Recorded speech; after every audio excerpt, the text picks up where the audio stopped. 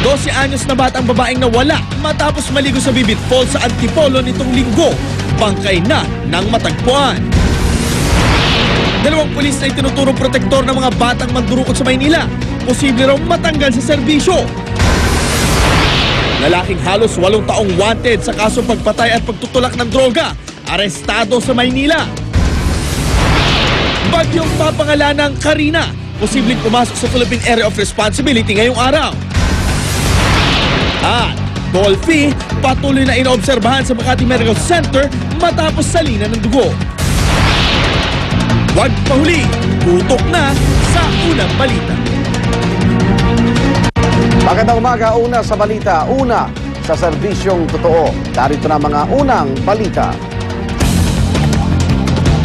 Direkol ang binawi ng isang kumpanya ng gatas sa China ang infant formula milk sa merkado matapos makitaan ng mata sa antas ng mercury. June 13 nang simulang i-pull out ng milk company ang isang brand ng gatas ito na ibinebenta sa buong China. Git ng kumpanya, mga gatas lang na produce sa pagitan ng November 2011 at May 2012 ang apektado ng recall. Ayon sa US Center for Disease Control, nakakasira ng utak at kidney ang mataas na level ng mercury. Hiling ngayon ng mga consumer na sana'y paigtingin pa ng gobyerno ng China ang kanilang pag-check sa kalidad po ng mga ibinebentang gatas. Nangangamba naman ng China sa posibleng epekto ng recall sa kanilang dairy sector. Baka ilang beses na ring nagka-milk scare sa China. Noong 2008, 6 na batang namatay at 300,000 ang nagkasakit dahil sa gatas na kontaminado naman ng melamine. Balik eskwela na ang mga estudyante ng Apolonio Samson Elementary School ngayong araw. Matapos masunog ang ilang classroom sa kanilang eskwelahan. May live report si Susan Enriquez. Susan. Kaya matapos na ang nangyaring sunog dito nakalipas na Lunes, balik na sa pagkaklase ang mga estudyante nitong Apolonio Samson Elementary School dito sa Quezon City. 4 na classroom po ang nasunog dito sa naturang paaralan at ang naapektuhan nito ay ang mga grade 4 at grade 6 students.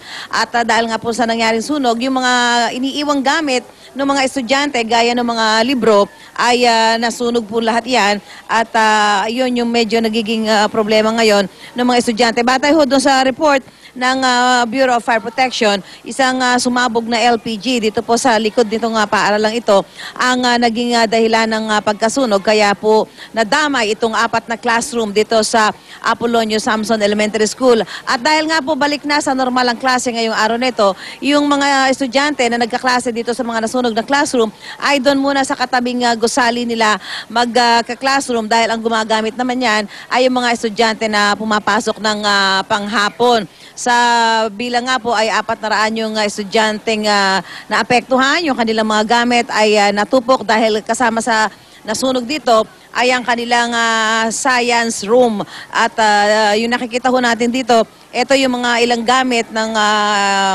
mga classroom na nasunog, mga electric fan, television at iba pang mga gamit, yung mga libro na iniiwan po dito ng mga estudyante. Dahil nga po itong building na ito ay sinasabing 32 years nang nakatayo, balak ngayon ng pamunuan ng naturang paaralan na ipag-iba na lamang ito at matayuan ng bagong gusali.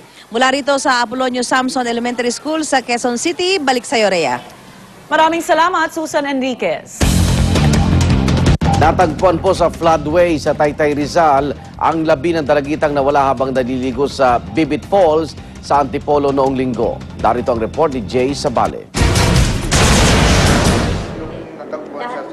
Puno ng pigati ang mga magulang ng dalagitang si Kiana Maru Oblieda habang pinagmamasdan ng labi ng kanilang unika iha. Natagpuan ang labi ni Kiana na lumulutang sa floodway ng Taytay Rizal alas 11 ng umaga kahapon. Nawala si Kiana matapos tangayin ng agos habang naliligo sa Bibit Falls sa Antipolo nitong linggo. Hindi naging madali para sa mga magulang ni Kiana na tanggapin ang sinapit ng anak. Siyempre alam na ng dibdib ko na siya pero yung utak ko ayaw. Kaya niya, gusto niya lagi siya yung nauna. At nila sa ganyan siya pa yung nauna. Inilarawan ng mag-asawa ang anak bilang matulungin, makulit at pagiging malambing. Lagi ako hinihilo sa ulo niya na eh. Pag matutulog ako, imasin ako na lagi. Wala na raw magluluto sa kanila sa umaga. Wala na rin daw maghahanda ng baong pagkain sa kanila. Kiana kasi, sa totoo lang, kahit sa mga katrabaho ko, pinagmamalaki ko magaling magluto. Kaya gusto namin chef. Hindi ito ang unang pagkakataon na may nadisgrasya sa Bibit Falls. Taon-taon, may nire-rescue rito ang Antipolo Rescue. Kaya ipinagbabawal na ang paliligo rito. Pakiusap naman ng mga magulang ni Kiana sa Antipolo City Government maging mas mahigpit ang pagbabantay para maiwasan na ang disgrasya. Para sa unang balita, Jay Sabale, reporting.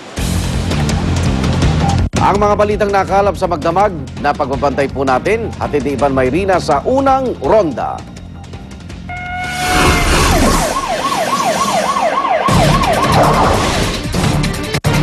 Salamat, Igan. Posibleng masibak sa serbisyong dalawang pulis ay tinurong protektor ng mga mandurukot sa Ermita, Maynila. Marin namang itinanggi ng dalawang pulis ang paratang, sabay giit na na-frame up lang sila. Ang report mula kay JP Soriano. Gawa mo ba yun? Hindi mo ba naisip na... Naisip din po minsan.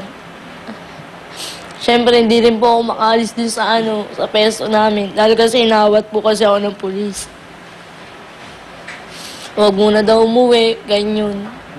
Dahil kasi pinapagawa nga po sa amin. Ito ang malungkot na ikinuwento sa akin ng 15 anyos na babaeng itatago natin sa pangalang Edna. Imbis na sila ay hulihin, mga pulis pa umano ang nagtutulak sa kanilang mandukot sa Ermita, Maynila. Kasama rin sa mga inuutosang mandukot ang kapatid niyang itatago natin sa pangalang Roy. Gayon din na may 12 iba pang kabataan. Porsyento lang daw ng kita ang itinitira sa kanila. Sabihin po nila, tabla-tabla na lang tayo. Pag di po kami nagbigay, uliin po kami ng dalawang pulis na yun. Paano pa nagbigay kayo? Hindi po kami uliin. Hapabayaan lang po kami rin sa Paura. Dito sa bahaging ito na Ermita, Manila, na aresto ng mga taga-CIDG Manila ang grupo nila Edna matapos ng magreklamo ang isang complaint na umano'y ninakawan ng grupo ng mga batang ito. Pagdating doon sa CIDG, doon na raw sinabi ng mga menor de edad na suspect na meron umano silang kasabwat at protektor na dalawang pulis. Ang modus daw, magpanggap na namamalimos sa mga turista ang mga kabataan. Bulsahan din po. Manghingi po ako tapos papasok ko po yung dalawa kong kamay. Tapos sa bulsa. Pag nakuha ko na yun, alis na kami. Tapos natawag po din sa polis. Pagtawag doon, kukunin po yung pera namin. Nakakulong at inireklamo na ang dalawang pulis kaugnay ng human trafficking o paglabag sa RA 9208 ang dalawa matapos positibong ituro nina Edna at Roy. The Manila Department of Social Welfare will go deeper on this matter. Alamin natin to ngayon at dadaling ko to sa atensyon ni Mayor. Hindi pinayagang makapanayam sa harap ng kamera ang dalawang sospek pero mariin nilang iginiit na na-frame up lang sila. Pinamamadali naman ng Manila Police ang dismissal proceedings para sa kanila. Kung totoo yung allegation na sila talaga ang pumuprotekta sa mga ito, hindi sila dapat magtagal kahit 1 minuto o segundo sa serbisyo. Para sa unang balita, JP Soriano reporting. Kinuyog naman ng taong bayan ng isang suspect sa pang-hold up sa Tondo, Maynila. Ang report mula kay Maria Bulaklak, ausente. Hindi na halos makita ang mukha ni Ryan San Pedro dahil namamaga sa dami ng tama na kanyang inabot matapos kuyugin ng taong bayan sa Abad Santos Avenue sa Tondo, Maynila. Ayon sa MPD Station 2, bukod sa nang hold up daw si San Pedro, sinaksak pa nito ang estudyanteng biktima na kinilalang si Jason Apora. Dinamay din daw nito ang tanod ni si Rogelio Sales gamit ang pinatulis na screwdriver. Tumakbo sila, inabol ng taong bayan, binugbog sila ng taong bayan. Buti lang, yung mga pulis natin maagap, dumating bigla, naawat siya kagad. Sinubukan ng GMA News na kunan ng pahayag si San Pedro, pero halos hindi rin maintindihan ang kanyang sagot. Kaya sa inabot nyo, nagsisisi ba kayo? Ginawa nyo? Ha? Gagawin nyo pa po ba ulit? Base doon sa akusasyon sa inyo.